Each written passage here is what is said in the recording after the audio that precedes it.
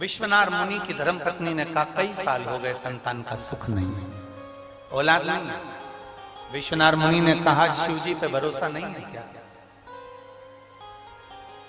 भरोसा टूटता है तब लोग दूसरे का दरवाजा ढूंढते, भरोसा नहीं टूटेगा ना तो फिर दूसरे का द्वार भी नहीं पकड़ाएगा। भरोसा टूट गया क्या तुम्हारा? विश्वास टूटा है क्या तुम्हारा?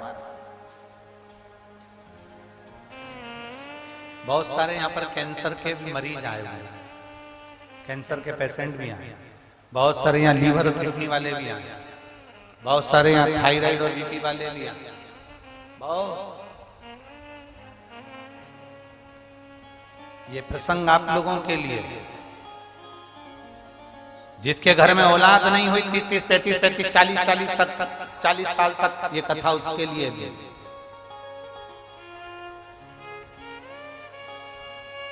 कहा विश्वनाथ मुनि ने कहा कि तुम्हारा भरोसा नहीं है शंकर पर है, पर संतान का सुख नहीं। चलो एक शिव की आराधना करता वो देगा निश्चित।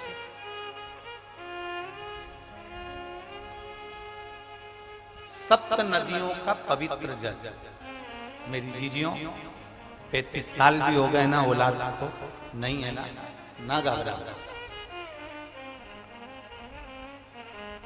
40 साल भी हो गए ना औलाद को ना घबरा।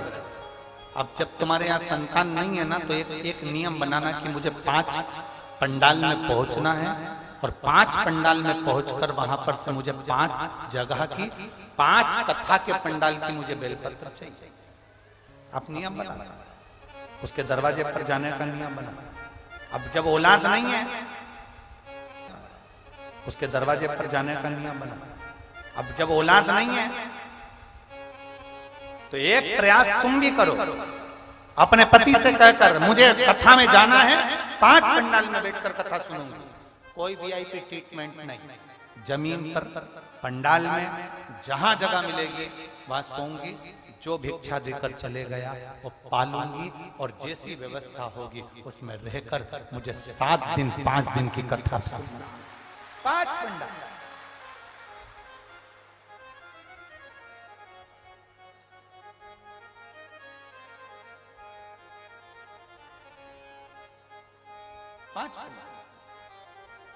और एक नियम जो विश्वनाथ मुनि ने अपनी धर्म पत्नी को बताया है, 7 नदियों का जल, 7 सरोवर नहीं, 7 पवित्र नदियों का जल, 7 पवित्र नदियों का जल, उसमें से कावेरी, नर्मदा, गंगा, गोदावरी, सरस्वती, जितनी ये 7 नदियों की पवित्रता है, मंदाकिनी, नर्मदा, गंगा आदि, यमुना, 7 नदियों का जल एकत्रित कर और 7 नदियों के जल से किसी भी महादेव के मंदिर में एकांतेश्वर महादेव का नाम ले। कौन से महादेव? हमने पहले कथा में कहा है, कई बार एकांतेश्वर महादेव की कथा भी कही है, सुनिए आप लोगों ने। एकांतेश्वर महादेव का हमने वर्णन किया है। जिस दिन तुम्हें लगे कि मेरा ये काम होना चाहिए उस दिन एकांतेश्वर महादेव के पास जाकर बैठ।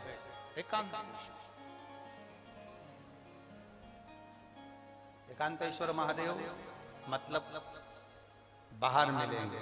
ये लोग कहते हैं कि यहाँ नर्मदेश्वर महादेव है, कल हम गए थे दर्शन करने के लिए। इनका कहना है कि ये नर्मदेश्वर महादेव है, पर हमारा जो स्पर्श मात्र से हम जो समझते हैं, हमने ये जाना है कि ये जो धरा है, ये जो भूमि है तारा बाबा की जो कुटिया है, ये शहर से दूर होना चाहिए। अर्थात पहले यहाँ शहर नहीं थी, ये एकांत में थे, एकांत में थी। तो यहाँ जो तारा बाबा आराधना करते थे शंकर की, वो शंकर साधारण नहीं होगा, वो एकांतेश्वर महादेव ही कहलाया। एकांत, एकदम एकांत। इनका कहना है नर्मदेश्वर है, वो नर्मदा का शिवलिंग है। शिवलिंग कहीं का भी हो सकता है, पर उसकी एकांतता देखी जाती है, एकदम मौन स्थिर, साज बैठे, जहां केवल शिव के सिवा कुछ भी नहीं, शंकर के सिवा कुछ। जो आया वो गुफा के चक्कर में घुस गया, जिसको शंकर से मिलना था वो डायरेक्ट पहुंच गया, उसे गुफा से मतलब ही नहीं रहा, कांतेश्वर से मतलब था। पहुंचा, बैठा, जल चढ़ाया, स्पर्श किया और चल बाबा से अपने दिल की बात, हृदय की बात, एकांत। सप्त नदियों का जल रखकर, सप्त बेलपत्र के ऊपर सप्त नदियों का जल, एक बेलपत्र ली, उसके ऊपर एक कटोरी में, एक बाटकी में, एक पात्र में एक नदी का जल, दूसरी बेलपत्र ली, दूसरी कटोरी में फिर जल, फिर तीसरी में बाबा की आराधना कर कर, शिव से विनती कर कर, भगवान शंकर के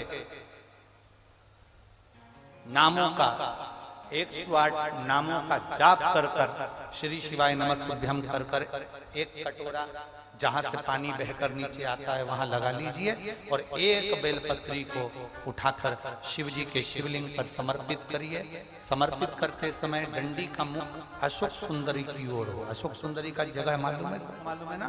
अशोक सुंदरी की ओर मुख, अशोक सुंदरी फिर समझ गड़बड़ ना करिए।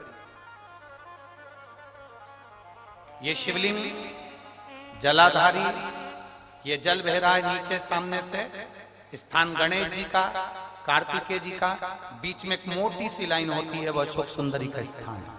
शिवलिंग ये जलाधारी माता पार्वती जी का हस्त कमल, शंकर जी के ऊपर जो जलधारी रखी रहती है ऊपर, जिसमें से एक एक बूंद नीचे गिरती है, वो शंकर भगवान की 5 लड़कियां हैं, जया, विषहरा, शामलीवारी, दौतली, देव।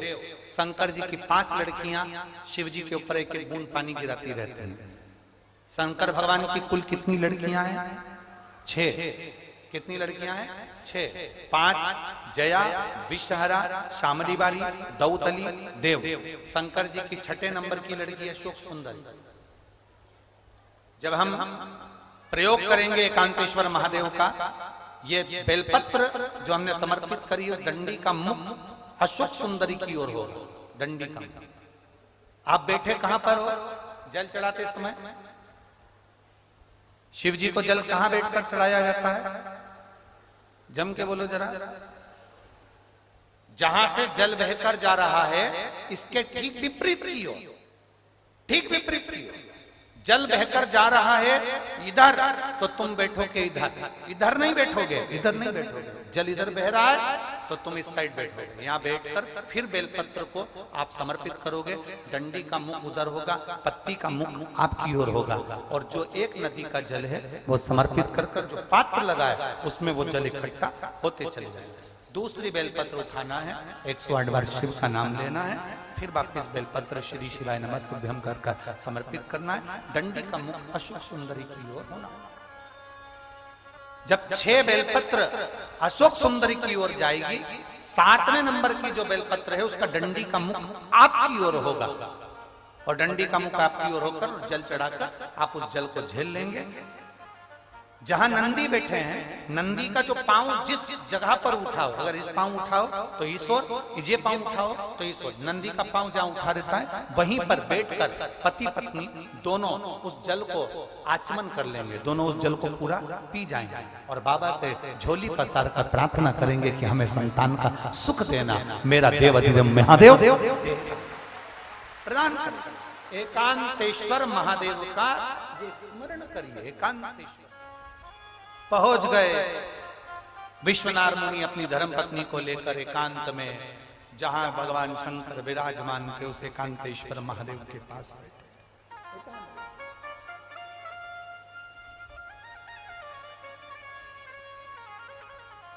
बैठ गए। एकांतेश्वर महादेव के पास बैठकर आराधना करी, पूजन करी, सप्त नदियों का जल समर्पित कर आचमन करा। गर्भ ठहर गया, गर्भित हो गई ना, पुत्र आ गया, संतान आ गई। थोड़ा विस्मय था, विश्वनाथ मुनि की धर्मपत्नी को विस्मय था। भरोसा करो तो पूरा करो, अगर तुमने भरोसा करा है तो भगवान नैया पार भी करेगा। विश्वनाथ मुनि की धर्मपत्नी को थोड़ा विश्वास भी था